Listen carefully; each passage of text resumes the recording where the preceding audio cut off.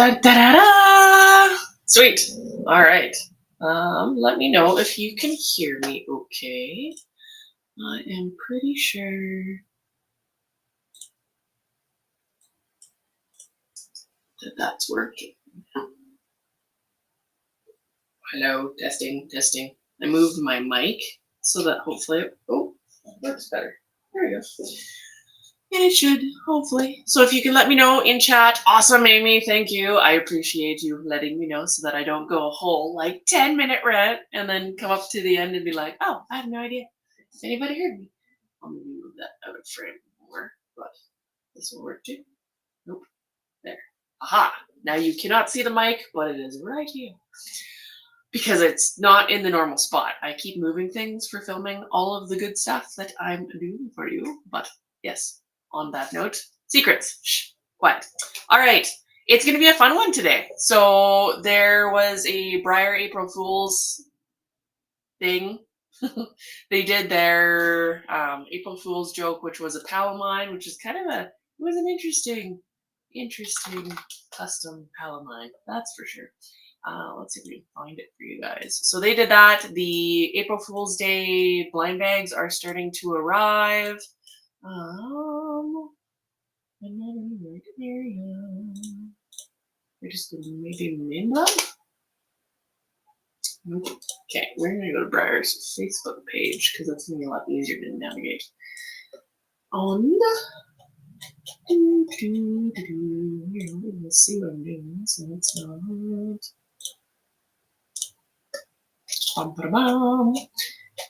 So they did April Fool's. There we go. So that was this one was the April Fool's Palomine custom. So you can see here that it is melty. I don't know what they did to her ears, but they're like melted and ballooned. Not sure how. Big giant eyeballs, eyelashes, which are adorable. Painted to look like Palomine, made to look like Palomine. And then they surprised everybody by saying, hey, they're actually going to be a item, and not in the normal sense, like they would have something that was offered up publicly. This was a draw for one of three of these Palomine inspired Nicholas customs. I guess they'd be original finish if they're not custom. I don't know. I'd be interested to know who did the Palomine custom for them. But anyways, so that's kind of cool. I've seen one arrive in person, and then they did blind bags, which were based off of older horses, which is kind of fun for kind of a throwback of their own to stuff that they were doing at the beginning of Briar's existence. So you have a cute little, whoopsies, you're not following me where I'm going. That's okay, I'll fix it. Here we go. Cute little mini version of, let's see, the Arabian mare. It's saying this puffy Overo Pinto pattern ended up in 2 Sears special runs on the Proud Arab Mare molds in 1988, the year after my birthday. And then a chestnut in 1996.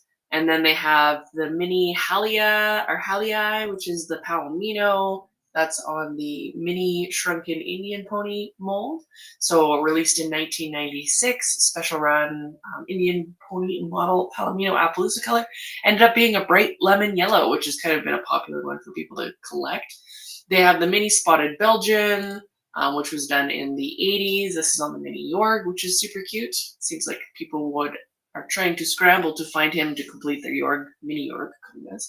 And then you have the mini Pinto stock horse stallion, which was in 1981, the debut of colors of the stock horse stallion mold in the black and white with the large patches. So very, very cool. It's kind of neat to have some more vintagey inspired things from Breyer for their 75th anniversary year. So I'm assuming that this won't be the last of it, but it's kind of cool.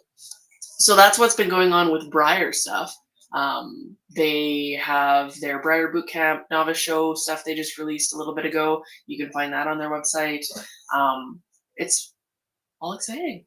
They'll do probably more ramping up for some of the stuff. I think they've continued to announce different celebration, or not celebration horses, different horses that will be at the celebration and be guest horses, because there's only one celebration horse. We have Amy. I said good morning and thank you for helping me because I have audio because of you. Jody, hi, thank you for confirming that you can hear me. Andrea, good morning, afternoon, depending on where you are. Laura Rocksmith, hello. I was a couple minutes late getting started anyways. So Nash he's behind me. You can see him. Wait, there. He's having an off day, and I'm not quite sure why. He went out and saw the horse a couple days ago, had a whole bunch of adventures, decided that me riding him and doing a canter was something that he needed to intervene with, so he got all upset. I don't think that's why he's off today. We took him out to the park, gave him a long walk. The local place that does the private park had a sale on their passes. So we got a whole bunch of passes for him for the park so he can run through the trees. I actually have a video I can show you guys. Let's see if I can up here. Let me upload a video. So there's two, because he's adorable. This is him at the park, and then there's when I told him we were going to go to the park because he gets very excited. He's very well in his own way. He's not like the jumping off the walls kind of dog, but it's kind of cool. So yeah, he enjoys that. We got him a whole bunch of passes, but today I think Chris, my husband, left and went to go do a thing today, and the dog is sad that his daddy is gone because he's starting to really bond with Chris too. So he bonded with me right off the hop because I was here all the time, and then Chris has been slow, but it's also been a very strong. You wanna go to the dog park? Hopefully this isn't too loud. Oh, you got a head tilt. That's cute. You wanna go play? He doesn't normally head tilt. You ready? Excited? Let's go. He's very stoic for the most part, which is kind of cute. So he gets all excited. Normally he'll run around a little bit, but he's not like the bounce off the walls kind of dog. He was very intent on staring out the window, and then he's like, wait, we're going to places? I am coming, which is awesome. Then I'll show you kind of a tour around the one park we went to.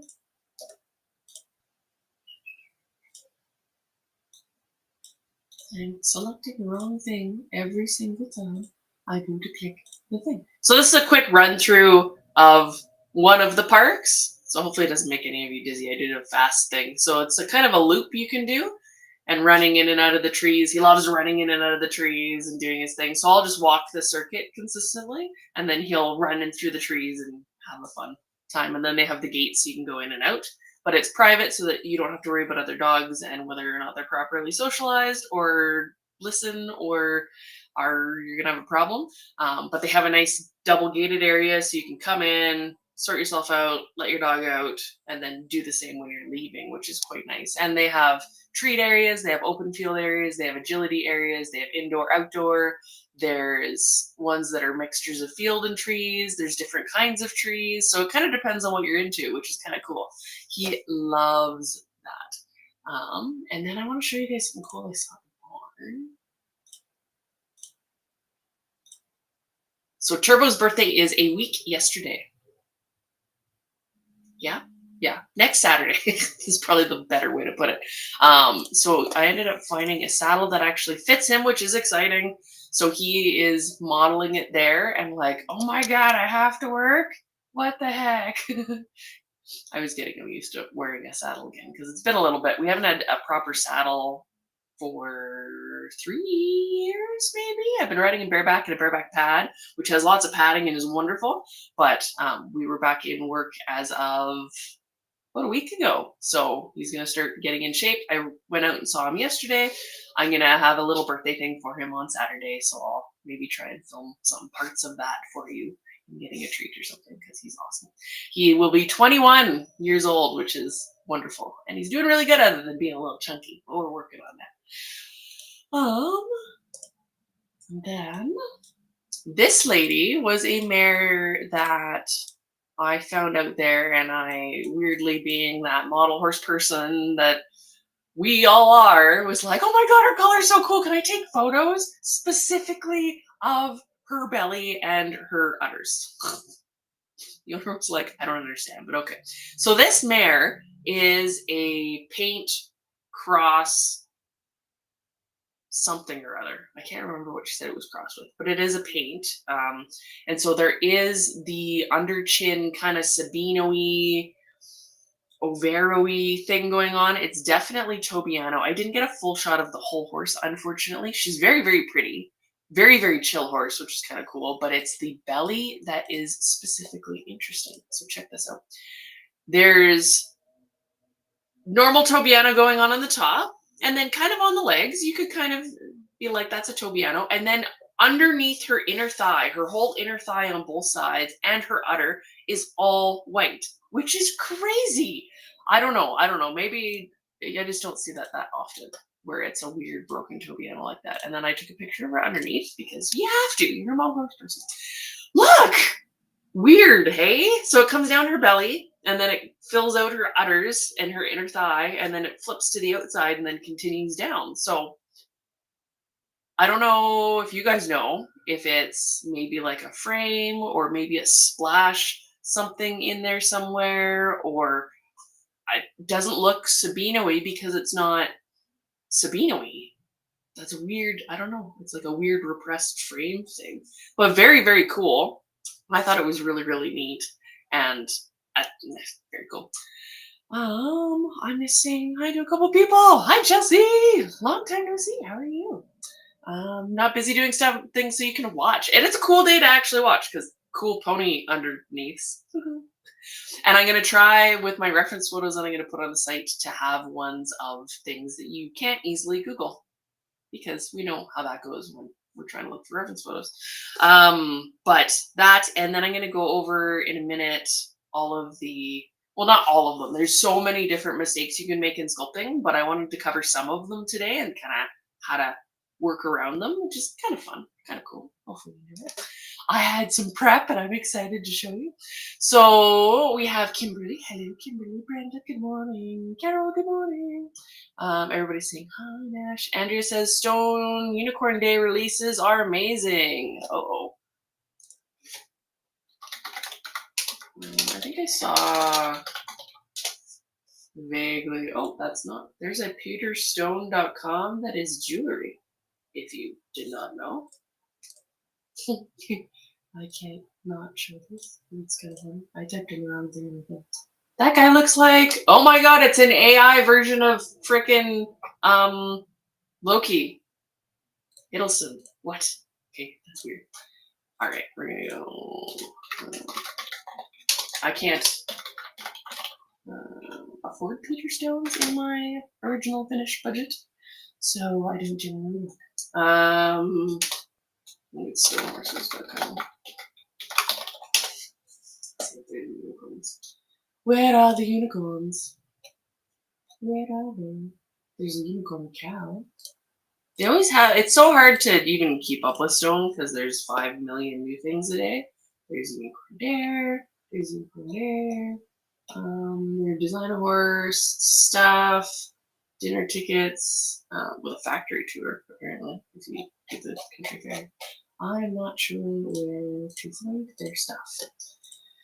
It is not where you would necessarily expect it.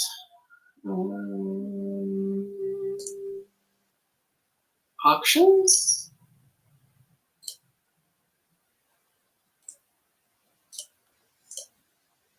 There's the bunny, that's a unicorny release. Lots of stuff.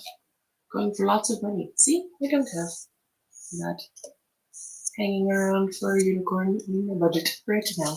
Maybe one day.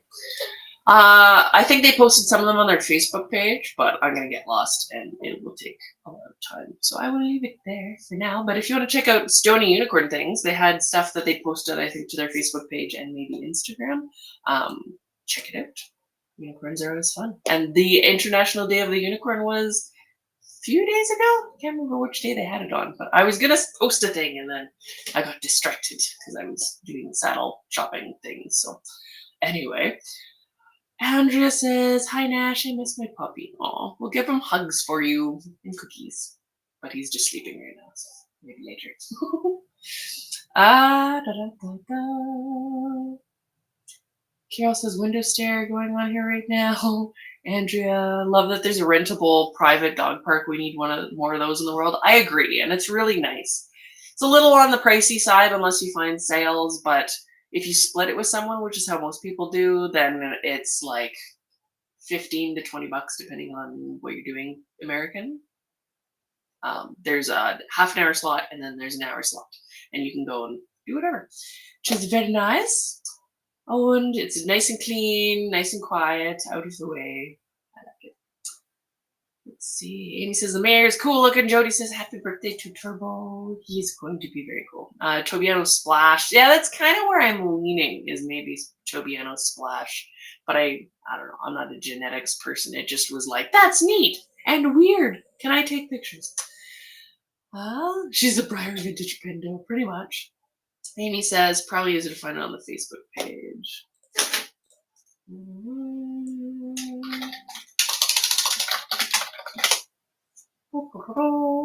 I have shipped out most of my orders from the last week, so there's a couple more that I'm going to do labels for today, and then we're all caught up again, and that's always good news. And people that are paying their orders off, it's usually shipping within about a week, depending on what else is going on. Sometimes 2 weeks, but most times it's within a week, which is exciting. Photos. Stone horses photos. They don't have it on their normal stone page. Yeah, they didn't update their normal stone page. I'm not gonna try and track it down. Because they have like 5 different pages going on, so I don't. Yeah. Anyway, if you want to check stone stuff out, try and find it online. Good luck. And then what else do we got? I think that was it for the updated things. I did show off a brand new sculpture in the art hangout, which was last Sunday, which was so fun. I don't know that I've had a better model horse related conversation in a very long time. It was just, I don't know, there was like a good juju going on. There wasn't a ton of people, which was kind of nice. And we just had a really good conversation about a whole bunch of stuff, about customizing briars, about all sorts of original finish stuff, while we were all working on whatever. Or not. There was one person that wasn't working on stuff, but you can hang out and just enjoy as well. So that was kind of cool. I'm going to do hopefully about 2 a month, maybe more. We'll see how I get into the groove of the things. And it's just kind of a nice space to hang out and do art stuff, and you can just enjoy and have fun times with fun people. I really like this last week with seeing everything with the International Tech Month and all the projects people are working on with that. There's still people posting in the NAMO groups. There's ramping up going on for Briarfest and the summer events. The shows are starting to come online, so there's tons of pictures coming out about stuff like that. And it's just, I don't know, it's reminding me of why I enjoy the hobby stuff, because we're supposed to be here for fun and enjoyment and inspiration and pretty horses and all this good stuff. And that's why I do this. I enjoy it. And I enjoy being able to bring cute things for you guys so that you can enjoy your hobby and have something on your shelf that has special meaning or just is beautiful and adorable and makes you happy. So it is good. I got lost in a whole train thing. I am going to work on a Champron at some point. It is the 13th, which means I have a little bit of time to work on it. That was my project for International Tech Month, so some sort of fantasy Champron. I still haven't 100% locked in the design of what I'm going to do, but I'm going to try and show that to you next time and then show you that. Jody was in the chat and she thinks it was fun too, so that's cool. It was actually like I don't know. There was a weird, awesome magic, and I love when that lines up because it makes everything better. Um, and it's just nice to talk to people who understand the same language because not all of us can get out to a lot of shows or have a lot of in-person interactions with hobby people. Maybe you're not going to Briarfest or attending shows this year, or you don't have a local group. So it's just nice to hang out and be able to converse about stuff. What's the cool new releases going on? What about this? How about that? Very cool. Um, so many things are going on in my brain all at once. It's so hard to keep track of them all. What else? I wanted to mention before we move on to the last thing that there is the giveaway deadline by the 15th. So that will be Tuesday. Tuesday is the last day to sign up for the clubs and count for the giveaway. Trying to get people to sign up before the 15th. You can sign up later. You have to the end of the month.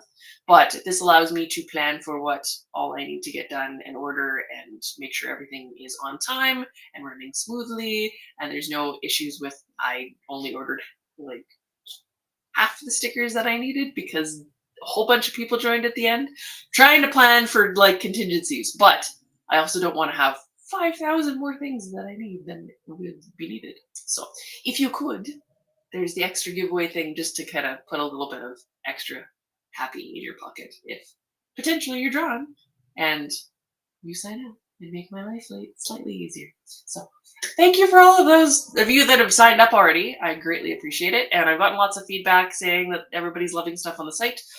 There was a comment about the tutorials that I'm going to incorporate that I've been putting background music in, and people are finding that maybe a little bit distracting. So I'm going to try and remove that, repost those videos, or at least the new ones going forward won't have music when I'm talking, because some of us have very easily distracted squirrel brains, like me. So I should know better, but I didn't. So I was trying to oh, it's boring just listening to me blather on, but apparently not. There is good stuff. So there's that. I just get insecure about hearing my voice and apparently try and put music in the background so that my brain can focus on that and not my voice. Where everybody else wants to do the other way. So anyways, that's a thing. I had stuff. Yeah. Okay, cool. Was that the last image that I had to show you? Let me double check. I can't show you the secret thing. So they did get to see a preview of the newest sculpture that I'm working on, and it is not the pony. I have about 7 projects that I'm working on that are out of frame in the corner that you can't see, including this new one that I have shown on the blog for the club, and I posted a leg on social media. So if you haven't seen that, go check it out. It is a traditional horse. It is got a cool backstory and history to the breed, so I'm very excited about that.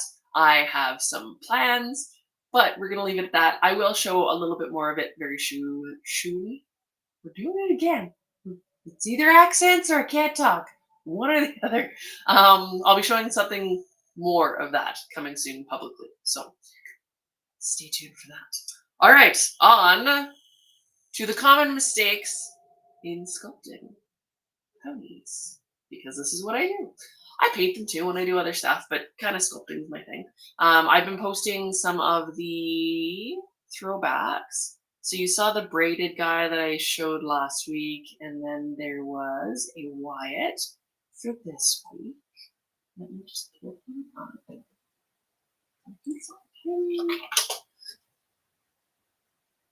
And he was done on the Wyatt mold right when he came out. So it's about 2016, I think I put it at. I think Wyatt came out in 2014, so between 2014 and 2016, somewhere about there. I'm going to post it here so you guys can see it. There we go. So he didn't have a ton of drastic stuff going on.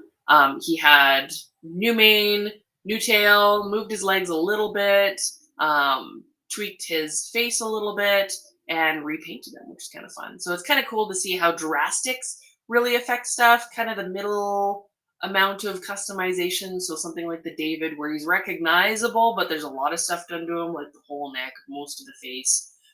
moved his leg, so it's pushing it for recognizability, whereas Wyatt's a lot more recognizable, but a little bit of added spice and spunk. So on that topic, I will show you guys stuff. So some of the common mistakes would be, number one, because we have to do hair first, because it's me, is flat hair. So when you get hair that is fairly flat, wait, can you see here on there? And there's not a lot of 3D nature to it. So like on this side of her face, this is kind of flat. There's not a lot of depth to this part here because it's a stand-in for me ripping it off and redoing it when I get a better opportunity. When you're doing hair, if it's flat, it can really take even a gorgeous sculpture and really just knock it back to a maybe less than where it should have been even without the hair. It can really have an impact on what you're doing. Like I've seen a few burro horses that are gorgeous, and then you go to the hair, and partly because it kind of sometimes gets bubbles in it, or it's just really rough, it just doesn't. You could be like, chef's kiss, but not quite. And I don't necessarily want to pick on a burro. Everybody has their strengths and the things that they do really well. Some people, hair is just a thing that the horse needs to have. Whereas some other people are slightly obsessively passionate about it. So that's a thing. Let me see. I don't have an example of. And so you kind of get into pushing the envelope of flat hair when you get into something like a briar, because it can't be super crazy, but they still have depth. So even within briar, them needing to have some caveats for how they cast things because of how the molds are done. It's more like a ceramic mold. They can't have undercuts and things. But when you're sculpting hair, even if you're looking at the briars, you can kind of see that there's a 3D nature to it. And that's in all of these levels and where the light catches and hides, and more than just straight flat hair. It's harder to do something that's nice and show groomed because you kind of lose the ability to add a lot of life to it. Whereas something that's a little bit more wild, you can play with and really add movement to it. You can have a little bit of an extra piece that's twirling, or like with her tail, you have the wind kind of coming around and back, and it's blowing these tendrils around. That can really change a piece. So don't leave hair as an afterthought, and when you're making it, make sure that you do different levels and stuff. That's something that I covered quite a bit in the tutorials that I've been doing. And you can kind of see on the social media post about the tail that I did, and you can see how I went in there and messed with it. There's also some free YouTube tutorials on my YouTube page that you can check out about hair and things as well. So don't leave it as an afterthought would be my number one tip. Who needs anatomy? We just want hair. And the next would be, don't go in and do your details too early. So if I was sculpting, I had to Dremel all this out. If you're doing an original sculpture or a custom, if you go in and smooth things too quickly before you really built out and built what you're doing for anatomy, you end up with things that you have to redo. So like if I was to go in here and fill this part in this guy's thigh. This is an Alton eye. For those of you that are going, I want to see it. All hair, no pony, pretty much. So this is a section that I could just put a whole bunch of material in, smooth it right out.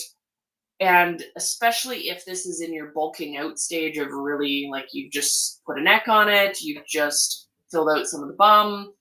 You don't want to go in there and do a whole bunch of smoothing right away or a whole bunch of detailing right away, because it's not going to work out as well as you think, especially when you're dealing with something like a neck. You want to make sure that you're building out the structures and the forms before you really get into worrying about the little tiny neck wrinkles, or building out the structure of the face before you really get worried about, like, say you put a blob for the eyeball. So we took this guy, put a big blob of epoxy on there, and instead of going around and filling out the shape of his eye, I go right into, he needs an eyelash and I need an eyeball. you need the general shapes before you do that, because especially with something like epoxy, it's going to dry on you fairly quickly and you're just going to lose all of your blah. It's going to be bad. You're going to hate yourself. You're going to have to rip it off. You might even have to cut the whole eyeball off to reposition it, or just do that. Take it all off. Trust me. Build the big shapes, then worry about smoothing, then worry about detailing. Especially when you're working with a original sculpture, because this stuff gets really 3D out of hand in all the directions really, really quickly. And if you focus in on, I want to do the face, and you only just barely roughed stuff out, it tends to throw your proportions off on pretty much everything else. So that is a thing. So just watch for it. Try not to do it. Every single new person that starts is like, detail, next piece, detail, next piece. And it's a very hard habit to break. I still do it. I'm still really bad for doing one-sided pieces, and I'll sculpt all of one side and then all of the other one. So my suggestion, even if you're doing a custom, try and block, as I hit the microphone, try and block out your general shapes, even if it's a silhouette of the neck, and then build your forms on. Don't try and like piecemeal the little details. Build out like the shape of the neck and then put your forms in, and then make sure that your butt's roughed out instead of just being sticks, because if you don't have that, then it's going to make everything else look weird. It helps your eye, trust me, just trust me. Even if it's just a silhouette, trust me. So that's tip number 2. The common sculpting mistakes number 3 would be losing your bony landmarks, and that can work with original sculptures really easily, or with your customs, because as you're moving a custom, especially if you're going in and cutting out these chunks here to move things, or even the behind the knee, you've seen that I cut out a chunk here so that I can move it and not have material in the way. So that's kind of part and parcel of the last one in this tip, a little bit, because you don't want, especially on customs, to have material in the way, but you also want to preserve those bony landmarks. So you want this knee to be able to flex like that knee should when you heat it, same as the hip. And it's really easy to go, oh, okay, I'm just going to bend this, and then you end up with spaghetti legs and stifles that have dislocated and like all sorts of problems, because there are bony things in a horse that, let's see, that is it, leg. There are bony things in a horse that have to stay bony and straight, and they only move a certain way. So when your knee's articulating, those bones you have to kind of be thinking about. If your hind leg, oh, hey, look. You can do that with a chunk of leg. No, I don't know where it went. He's missing a chunk of leg. So if you're taking a hind leg and you're moving it, that is not going to work. Hind leg and you're moving it, you need to be aware of, if you move all of these things out of joint, then your stifle could be dislocated. A lot of times your femur up here and your cannon bone are mostly moving in a unit. So as your horse is doing the thing, those bones will stay kind of parallel to each other. It's kind of like one of those lamps that articulate. I have one for my mic. It's like a big boom thing, so I can't show you that, or I would have no mic. But you end up with, see if I can do this with 3 sticks. Something like this, and then as your horse is moving, oh god, the leg's gonna kind of shrink, and then it's gonna take a step, and then all this is gonna shift and pivot back on that hip, and then your cannon and your femur are gonna stay fairly straight. I have a better way of displaying this when I'm going to do my anatomy tidbits, because I've made you a model that I can't show off yet because it's not done yet. But you kind of get the point of how those pieces will move kind of together. So don't lose your bony landmarks of where your joints are and where your straight bones are, and you don't get spaghetti legs that way. That is another problem. And then try and cut things out so that you are able to move it anatomically correctly. I did put a whole section of, and this is, anybody can get to this. Actually, let's show you this. So on YouTube, I've got free videos at the bottom here. So there's customizing a neck, there's building supports. I also have this video right down here. Oh, it's doing the thing. Don't do the thing. There we go. This one, which is how to customize your briar, what to move, how to keep it kind of anatomically correct, then cutting it all up, moving and heating, and then rebuilding. So that gives you kind of a thing to go off of. There's hair tutorials and stuff at the bottom. Then this is the one that goes over like a drawn on the model where to cut so that you can move things anatomically correctly. And that won't necessarily go for both directions. It depends on what direction you're moving apart. If I wanted to move her one hip on this side backwards, there would be different things that I would cut. But this is mostly preserving where the bones are. So you can see how her hip would be here, and then her femur's there. And I'm moving things to get it out of the way so that I can move those joints. So you don't want to lose where those bony landmarks are. Something that you can do in an oil-based clay is put little pins in to remember where they go. Something that you learn over time, but it's also good to have your references around. So I put up a whole list of, oh, should we get this in the page? A whole list of, it's under more, supply recommendations. And you can click on these to go to the different sections. So there's customizing supplies, pigment painting supplies, reference books. I'll be adding more as we go. There'll be some for oil paints, there'll be some for airbrush, and yeah, it will give you some options. This has a whole bunch of stuff that I use really commonly. People ask me about all the time.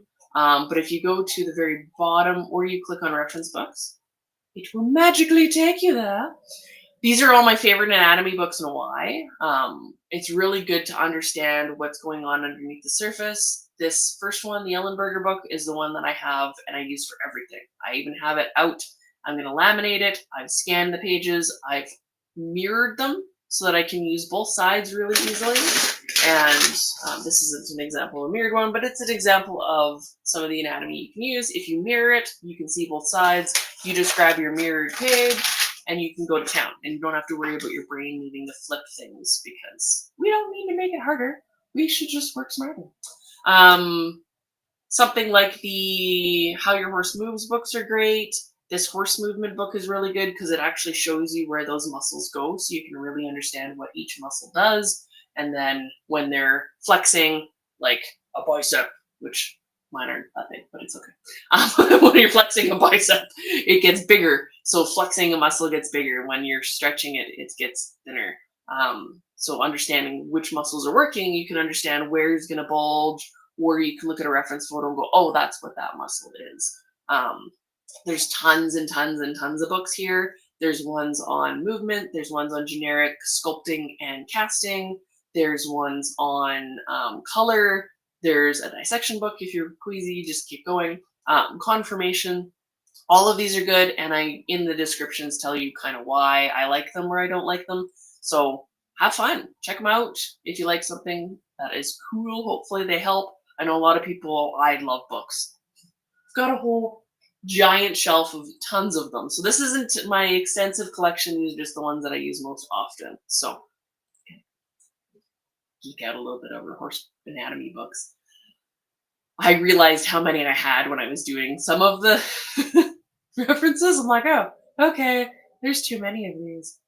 And there's some that you can't find easily online. So I'm going to do other links for books that, there's one that's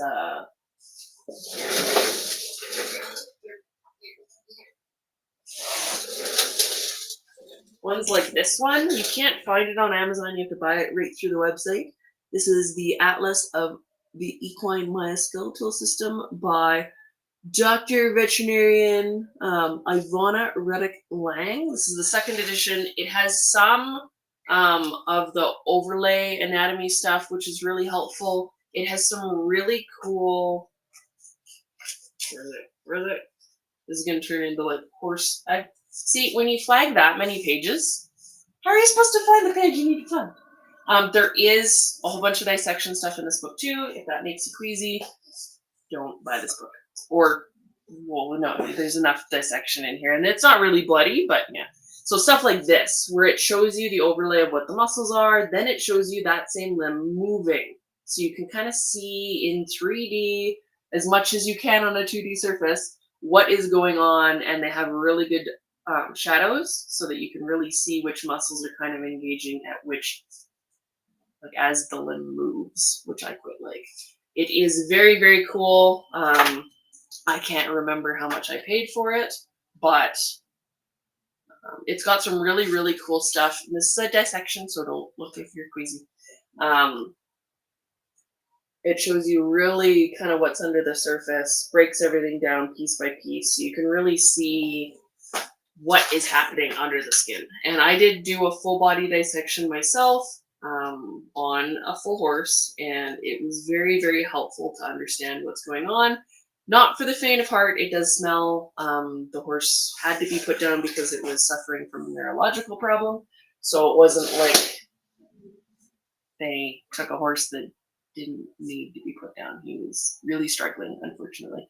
And then when we did the dissection, we found out that he must have been roped really harshly or something, because he had a like a dislocation and wound in his neck that never healed properly, and it broke a piece of bone, which was obviously irritating his nervous system and causing all sorts of problems. So it happens, unfortunately. Some people will do them on minis just because they're a little bit easier to handle. Took up a whole garage, but anyway, it's enough on the gooey details. I definitely suggest getting lots of reference books and understanding. Some of these reference models I'm going to put up. So this guy's really handy. I'm going to start loading stuff like that onto the website. Don't buy the colored version unless you really want to spend a whole bunch of money. He comes in gray as well, and I think it was like 150 bucks for this guy. But he goes into, it's nice to see it in 3D and be able to see how the muscles interact, touch them. I like that kind of thing. At some point, maybe I'll have my own. I do have legs and a face, so one day maybe a whole body. And the legs and face still need to be finished so that I can release them to you guys. So if you want them, you can have them. Everybody's like, yay, references, yay, books. So yeah, it's fun. So that's really handy to have. I'm going to try to put more resources up on the site. You can always check that out. But trying not to lose those bony landmarks, because once you lose that, if you've done Lynn Fraley's workshop, which is another great reference for making sure you know your anatomy and your landmarks, the Wire to Winnie workshops, you really need to know where your hip joint is, where that shoulder, point of the shoulder is. You need, if you lose those, you're digging them out, and you're going to have to put little pins back in it, because you can use sewing pins or anything really to mark those in play. So, like this lady. You can see here, I have little eye pins in the clay. So this is the Soulfoot Steed workshop that I did with Lynn in Canada at my studio a couple years back. And you can see I've marked the point of the hip. I've then marked where the femur will start, or kind of like where the point of articulation is. And then I've marked down here, so that I keep in mind where those things are, because it is so easy, because it's 3D and it has so many dimensions to expand out in, that you don't have to go dig them out. Because if you have to go dig them out, I will show you.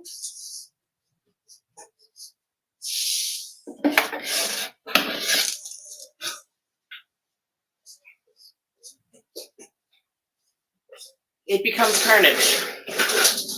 So this is me digging out that joint because my little tiny piece of wire decided to spaghetti out, and then I went to do all my measurements and went, something's wrong. Narrowed it down to there and went, damn it, my wire has decided to, instead of staying nice and straight, it's done the spaghetti thing.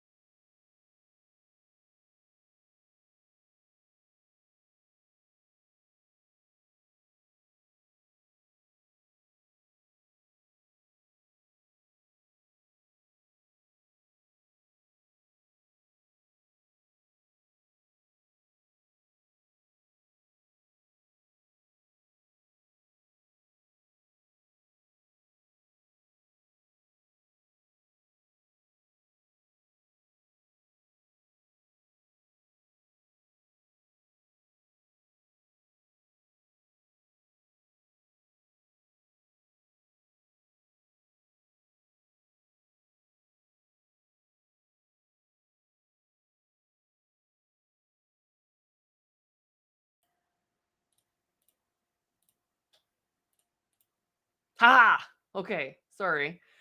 Hopefully, audio's back too. My computer decided to blue screen of death die and reset itself. So, doesn't like the spaghetti legs idea. So, Raven 404. Oh goodness, Katie. Yes, pretty much. I'm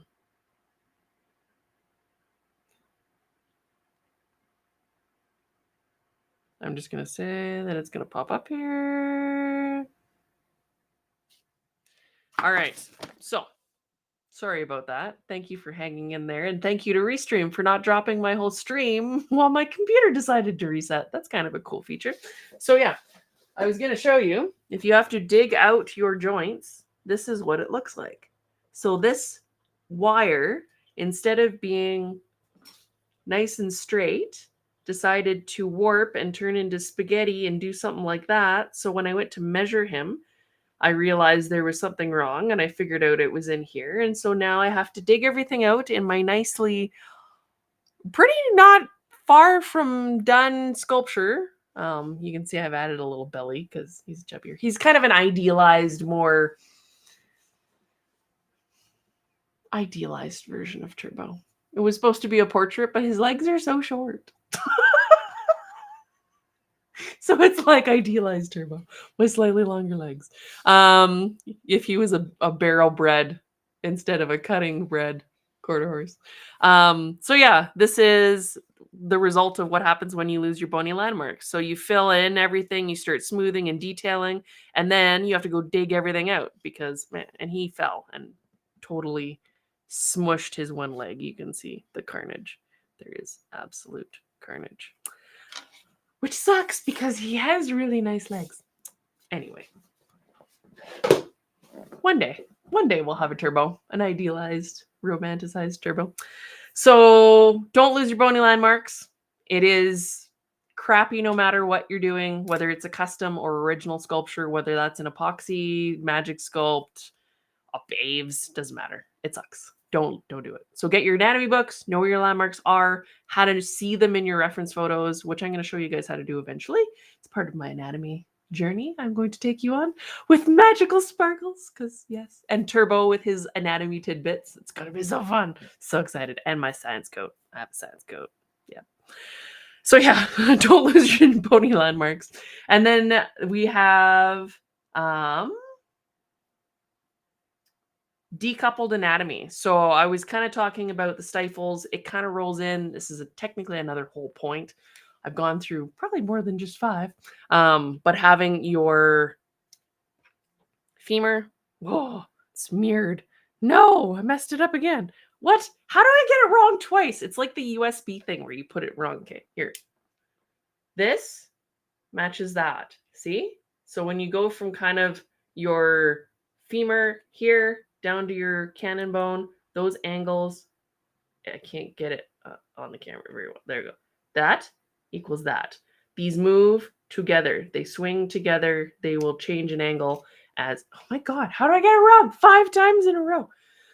As this swings down and back, it does the matchy-matchy. God. With here. So this, nope, wrong way.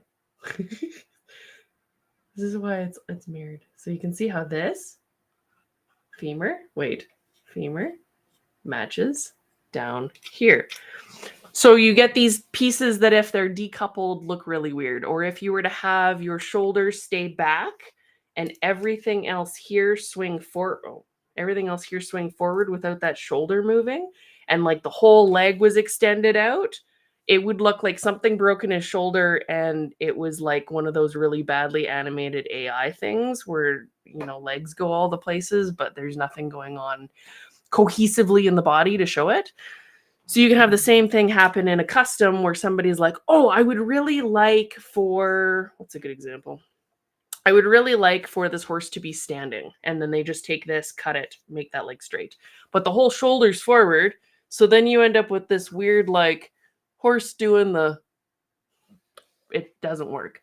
So it's kind of a cohesive thing. You have to make sure you're not distorting the body to get the results you're looking for. It's particularly bad in customs because people try and move stuff with not moving as much as they need to. Shoulders suck. Like you can see here, I've gone in, I cut all the way around his shoulder from the front all the way down behind the leg. I split the breastbone so that I can move and heat those shoulders independently, because as the horse is moving, especially because they don't have collarbones, there's a lot of movement there. And you almost can't, unless you Dremel it all down and then build it up, moving it forward, which also sucks. Trying to teach you easier ways to do it. At least if you keep, like I've kept this shoulder by cutting it out and moving it. So you can kind of keep some of the anatomy at least and some of your landmarks, and it's a little easier, especially if you're fairly new, or you just don't want to have to learn all the anatomy stuff and make your brain fall out as bad. There's also that. So yeah, stuff like that. Or they want to leave the hindquarters. They don't want to move this. So say this was the leg, and then they're like, oh, I'm just going to move it back out here. But your whole hip is all the muscles and all the forward momentum is there here. So you can't really leave that and not move the rest. It's all kind of a system of moving together. So again, those reference books that I talked about, and also especially with customs, the video that I have on YouTube of what to cut and where and why, it goes over with using anatomy stuff. This is why I'm moving these things. This is why it's going to make your life easier. Stuff like that I wish I knew because I was doing it the stupid way when I first started. Anyway, I wish there was more resources available when I was just starting out, because 20 years ago, not as much. And I didn't have lots of people around me in Canada that were doing all the crazy stuff. So that made it a little bit harder. There were people, so I learned as much as I could, but that is the thing. And then bonus fun thing that's a common mistake in sculpting. So everybody likes sculpting the ponies, but one of the things that people don't think about, and even this gets up into some of the higher levels, is your sculpture is a 3D thing. So while it might be interesting from one angle, and you're like, that's a great reference photo, so you pick that one angle, you still need to technically make it interesting from all sides, because this guy's got some stuff going on. He has a purpose. That's fine. But if you do a horse that is kind of boring from different angles, that really has an impact to it being a 3D piece. And not a lot of people seem to think about it from that art perspective of silhouette. So let me show you. And silhouette is also important. So not only is it interesting from all the angles, and I like to try and hold it up to the light and move it around to make sure it's interesting without my eye getting focused on the details. So it kind of is like what we were talking about is don't over smooth and over detail, because your eye gets attracted to that. You also need to be able to pull back and see that piece without the detail, whether it's squinting to not look at the details, because your eyeball will do weird things to it if you're looking at it. Squinting or hold it up to the light, because if you have a light behind it, then you're going to get a silhouette. And when you get a silhouette, you get things like this. So you want it to be interesting when you don't see the details, because then it has its own flavor before you even get drawn into all the little details to see things. You also want it to have an interesting shape that has movement to it, that drags your eye into different places, even before those details do. So the details will also do that, which is why I don't like to over detail a piece and put too much going on, because it's really hard for the eye. It bounces around too much. But you also want them to be recognizable, because it's those iconic pieces that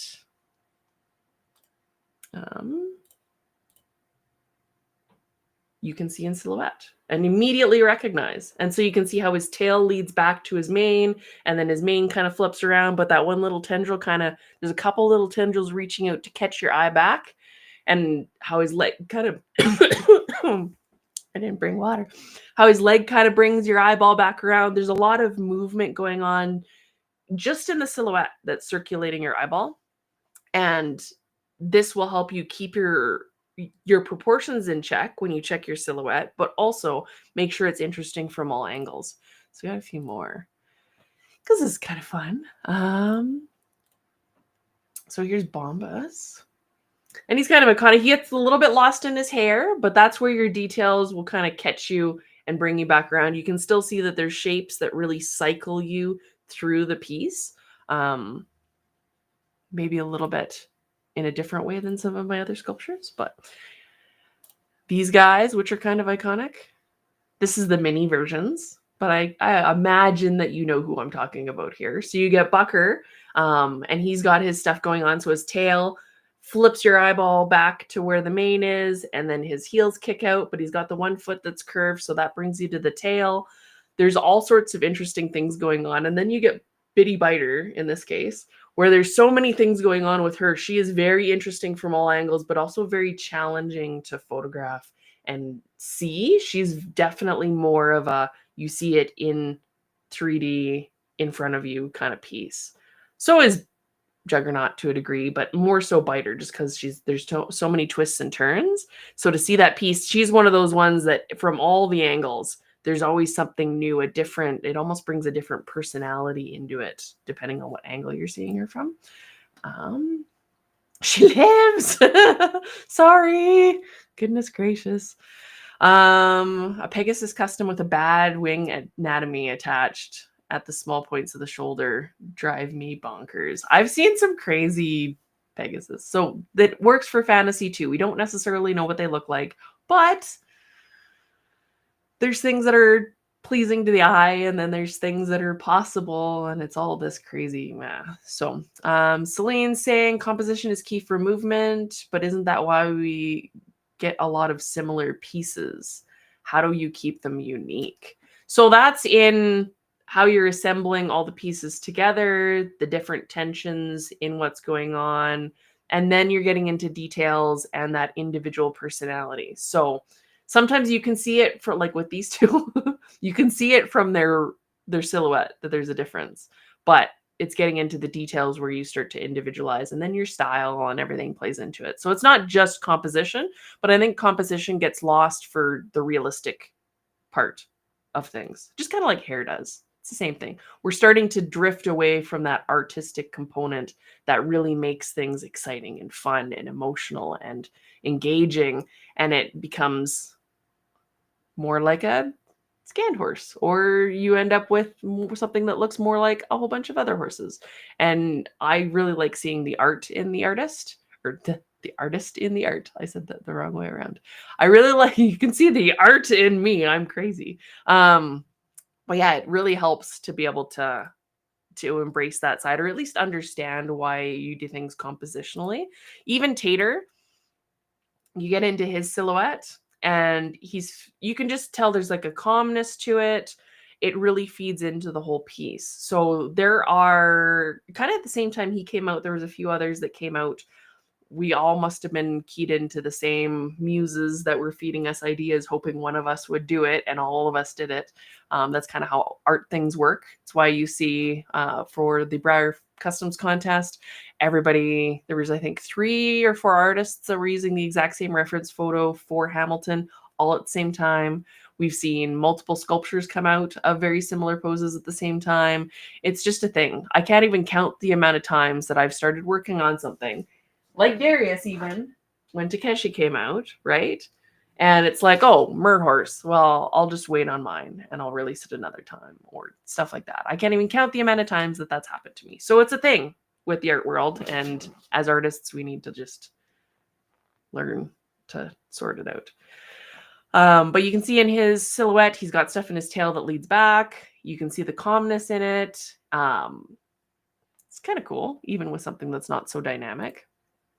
And it's kind of in the details where you're getting, and proportions and things, like everybody sees things a little bit differently, especially when you're adding a little bit of that whimsy art to it.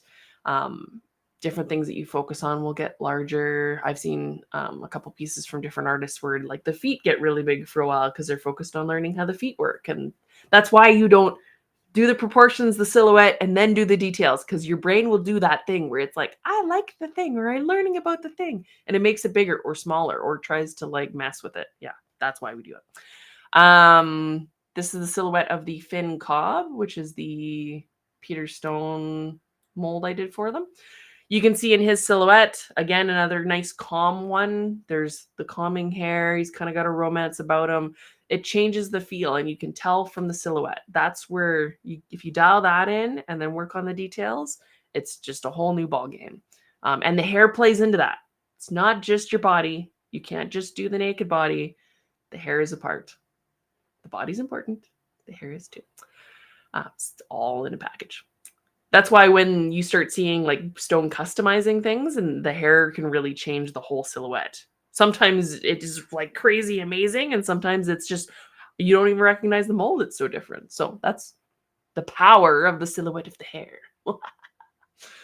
I need a t-shirt. So I think I had one more. I am messing with all the buttons. Oh, tight. And then this is an older piece, so her proportions are turning. But she was, I think, the second piece or third piece, second piece I ever did of original sculpture world. So this was all from clay. And you can kind of see the movement to her. You can kind of tell what breed she is right away. Kind of neat to see that. So Jody says, your pieces, much like Moody's, are very recognizable from the silhouette. Even when they're standing, you can feel movement. That's what I tried. I love Moody stuff. So that makes me happy inside. And that's what I really like. Like, I noticed that in Moody's pieces is that there was a lot going on in the hair that contributed to the whole feel of the piece. And it was just, there's something about it that if you do it in concert, it really adds to what you're working on. And it's so much more fun. So if you could even technically do standing horses, and that's all you sculpted, and you could have their silhouettes be very different, and you could have their spirits be very different, and then their detailing, and it would work really well. And then especially if there's little things like she's standing, but as you're turning her, she's got like a little bit of a shift in her weight. So it's if you did the boring art class thing like I did and art history, they teach you about there's like Egyptian art, which is straight, and then there's like contrapposto, and then there's these little tiny the things that make things interesting and human. And we read body language. So for our brains are hooked on, why is there a shift in the weight there? Why is that muscle engaged over here? Why is the leg just pointing that way instead of straight? Because you get into all sorts of really cool body language things where if you're talking to somebody and your toes are facing, there's a different interest level than when there's one pointed out, or if there's weight on or off of certain legs at certain times. All sorts of different things really speak to us, and I think that's why we find it interesting. Whereas if it's like a mannequin and you're losing a lot there, a lot of possibility you're just leaving on the table. And then like with her toe is just touching, and she's got a little bit of weight on it, but she doesn't have a lot of weight on it. So it's like, is she gonna kick? Is she just resting it? Is she being kind of like sassy and like, oh, I'm posing for you? It gives you things for your brain to chew on. So I think it's really interesting. So you get like a little tilt in her booty. That's the stuff that for me makes a standing pose more than just a standing pose. And you can have a horse standing and relaxing and have really interesting things going on in the body that I like a story. So I won't go all in to Crazy Train because there's all sorts of ways that we can go with stuff like that. But if that's interesting, then hopefully you found something that you liked and that you enjoy, and maybe you find the body language thing intriguing, and maybe you want to explore that in your work more, or check out what I've done with my pieces in the past, because they all have their things, and it's kind of cool to explore that with your eye and your mind and create those stories, or at least like it's like, I don't know, it's a thing. It's like an engaging thing. So yeah, now that we've gone into weird body language sidetracks and squirrels, that is kind of there's obviously a lot more stuff that within the realm of sculpting that you can, or customizing, that you can kind of go offside with, and mistakes people make really commonly.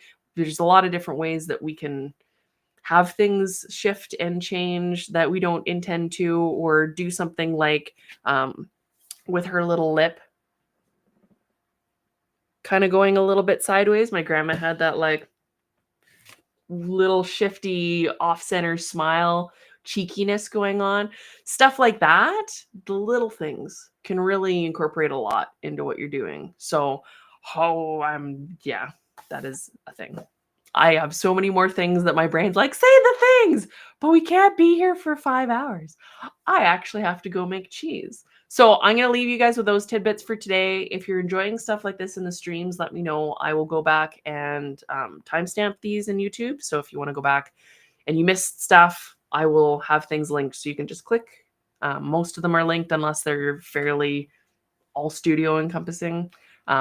But yeah, hopefully that helps, or at least gives you some stuff to research on your own and enjoy. Maybe you look at your pieces on your shelf a little bit differently. So kind of cool. All right. Well, on that note, I will let you guys go on your Sunday. I will see you back for next stream, which will be Easter. I'm going to do an afternoon stream, probably around 1 or 2. That it keeps it out of the dinner range, out of the morning egg searching range. And remember that if you want to sign up for the club and be entered for the draw, the deadline's the 15th, but you can sign up after that. If you plan on signing up after that, and you know you're going to do that, if you can email me and give me a heads up so I can try and count numbers appropriately, that would be very helpful and very much appreciated. All right. And then you can always suggest stuff that you want to see on these streams or in the club or in general YouTube tutorials, which will start coming online soon after I get the club things all steadied. They're very close. But there'll be new content for the normal YouTube too. So, all right. Love you guys. I will see you next time. Don't feed trolls, and then make your hobby awesome and wonderful and happy, and just do the things you enjoy.